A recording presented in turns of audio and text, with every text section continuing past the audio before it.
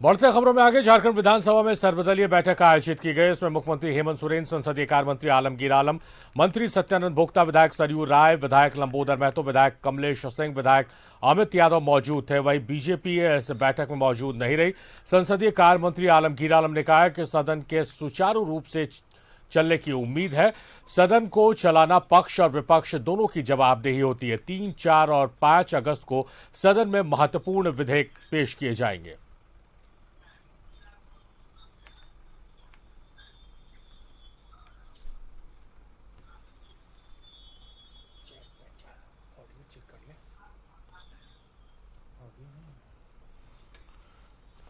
तो झारखंड के मानसून सत्र को लेकर सर्वदलीय बैठक का आयोजन किया गया।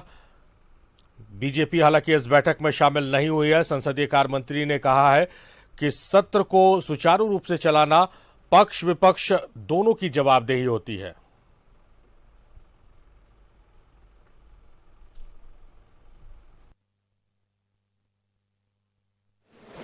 माननीय अध्यक्ष का अभिभाषण होता है और फिर जो है शोक सभाएं होकर ही एडजॉर्न हो जाती है।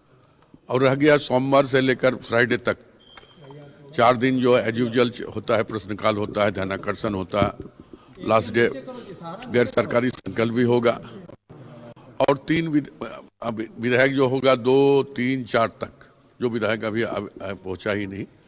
तो इसी तरह हम लोग का जो हाउस खत्म होगा। उनकी पार्टी का बात है, तो किनको बनाएंगे या नहीं बनाएंगे वो जाने। माननीय अध्यक्ष का अभिभाषण होता है।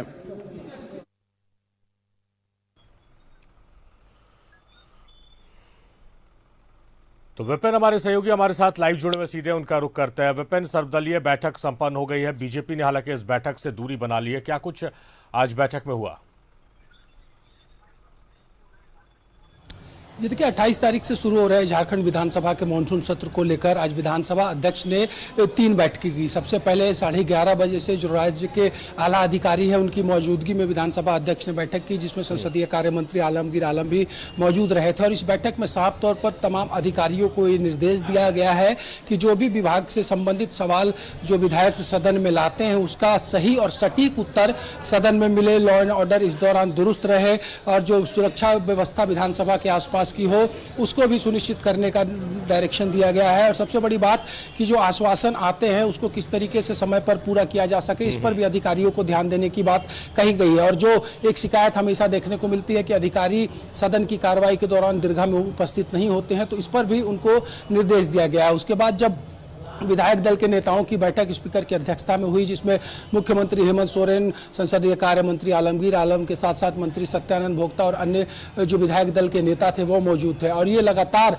पिछले कई सत्र से देखने को मिल रहा है कि इस तरह की बैठक में बीजेपी की तरफ से कोई नामित प्रतिनिधि मौजूद नहीं होता है। और आज की इस बैठक में इस बात पर एक जो सबसे बड़ी सहमति बनी है सारिफ, जो कि सबसे बड़ी खबर भी इस बार विधानसभा को लेकर है कि अब विधानसभा से कोई भी विधेयक जो पारित कराया जाएगा वो हिंदी में कराया जाएगा और हिंदी में पारित विधेयक को ही राज्यपाल के पास भेजा जाएगा। क्योंकि कई बार ऐसा देखने को मिला था कि जो विधेयक का प्रारूप हिंदी और इंग्लिश में होता था उसमें जो शब्द है उसके मायने बदल जाते थे, जिसके वजह से गवर्नर ने कई बिल को वापस लौटाया था। तो उस पर यह स्पष्ट किया गया आज की बैठक में कि अब विधेयक सदन में हिंदी में ही आएंगे और उसे यथास्थिति जो विधेयक पारित होगा गवर्नर के पास भेजा जाएगा। और जिस तरीके से अगर बात करें तो 6 कार्य दिवसों का ये झारखंड विधानसभा का मानसून सत्र है और इस सत्र के दौरान 31 तारीख को चालू वित्तीय वर्ष का पहला अनुपूरक बजट राज्य की सरकार लाएगी।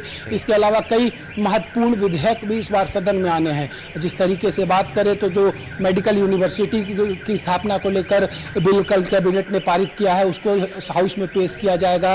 इसके अलावा जो कराधान विधेयक है उसको सदन में लाया जाएगा और कई ऐसे वेटिंग बिल हैं जिस पर कि सबकी नजरें हैं, जो लगातार चर्चा का विषय है कि चाहे वो 1932 की स्थानीय नीति पर आधारित खतियान आधारित स्थानीय नीति हो, ओबीसी आरक्षण को 27% करने का मामला हो, या फिर मॉब लिंचिंग निवारण बिल की बात करें जिन्हें गवर्नर ने वापस किया था, उसका भी वेट है सबको कि शायद सरकार इस मानसून सत्र में इन विधेयकों को भी हाउस में पुट करके फिर से पारित कर सकती है। तो काफी महत्वपूर्ण सत्र है और कई मायनों में इसकी अहमियत इसलिए भी बढ़ जाती है कि सभी लोगों को इस बात की उम्मीद है कि शायद 3.5 साल के बाद झारखंड के विधानसभा में सदन जो है नेता प्रतिपक्ष को देख पाएगा। इसकी भी उम्मीदें काफ़ी ज़्यादा है कि बीजेपी अपने किसी नए व्यक्ति को विधायक दल का नेता मान उसे विधानसभा को सूचित करेगी, जिसके बाद विधानसभा उसे नेता प्रतिपक्ष का दर्जा देगा। सारिफ विपिन, हालांकि जो संसदीय कार्य मंत्री आलमगीर आलम इस बैठक के बाद उन्होंने कहा कि पक्ष विपक्ष दोनों की जिम्मेदारी और जवाबदेही होती है कि सुचारू रूप से सत्र चले और जनता के मुद्दे वहां पर उठाए जाए, जनता के सवाल उठाए जाए। लेकिन बीजेपी ने दूरी बनाकर कहीं ना कहीं संकेत दे दिए हैं कि सत्र हंगामेदार रह सकता है। देखिए, बीजेपी इसके पीछे तकनीकी वजह बताती आई है। आज तक जितनी भी बैठकों में बीजेपी का कोई प्रतिनिधि नहीं पहुंचा था, तो बीजेपी का ये साफ कहना था कि हमने अपने दल का नेता बाबूलाल मरांडी को चुना है। वैसे में मुख्य सचेतक को विधानसभा की तरफ से पत्र आना बैठक में शिरकत करने के लिए ये नगावारा बीजेपी को गुजरता है और अभी भी स्थिति यही है। और जिस तरीके से बैठक के बाद स्पीकर ने साफ तौर पर कहा कि अभी तक बीजेपी की तरफ से कोई नए नेता का नाम की सूचना सदन विधानसभा सचिवालय को नहीं मिली है, इसलिए वेट एंड वॉच की स्थिति है। और जहां तक बात है तो यही एक बड़ी वजह है कि बीजेपी लगातार ये विधानसभा की के सत्र के कार्रवाई के पहले जो ये सर्वदलीय बैठक होती है उससे दूरी बनाती आई है। चलिए विपिन, हम उम्मीद करते हैं कि सत्र सुचारू रूप से चले और जनता से जुड़े जो सवाल है वो उठाए जाए, उसके जवाब मिले। बहुत शुक्रिया विपिन, तमाम बातचीत, तमाम जानकारियों के लिए आपका।